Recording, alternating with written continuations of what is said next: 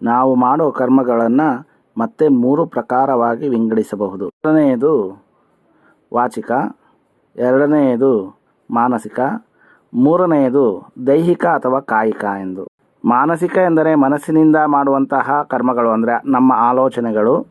ವಾಚಿಕ ಅಂದರೆ ನಮ್ಮ ಮಾತಿನಿಂದ ಆಗುವಂತಹ ಕರ್ಮಗಳು, ಮುಖ್ಯವಾಗಿ ನಮ್ಮ ಮಾತುಗಳು. ದೈಹಿಕ ಅಥವಾ ಕಾಯಿಕ ಅಂದರೆ ನಮ್ಮ ದೇಹದಿಂದ ಆಗುವಂತಹ ಕೆಲಸ ಕಾರ್ಯಗಳು, ಕರ್ಮಗಳು. ಈ ಮನಸ್ಸಿನಿಂದ, ಮಾತಿನಿಂದ ಮತ್ತು ದೇಹದಿಂದ ಮಾಡಿದಂತಹ ಕರ್ಮಗಳ ಫಲಗಳೆಲ್ಲವೂ ಅದೇ ರೀತಿ ನಾವು ಮನಸ್ಸಿನಿಂದ ಮಾಡಿದಂತಹ ಕರ್ಮಫಲ ಮನಸ್ಸಿನಿಂದಲೇ ಅನುಭವಿಸಬೇಕಾಗುತ್ತದೆ.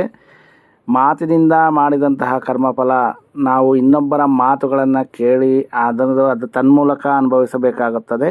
ಹಾಗೆಯೇ ದೈಹಿಕವಾಗಿ ನಾವು ಮಾಡಿದಂತಹ ಕರ್ಮಗಳಿಗೆ ಅದರ ಫಲವನ್ನು ನಾವು ದೈಹಿಕವಾಗಿಯೇ ಅನುಭವಿಸಬೇಕಾಗುತ್ತದೆ.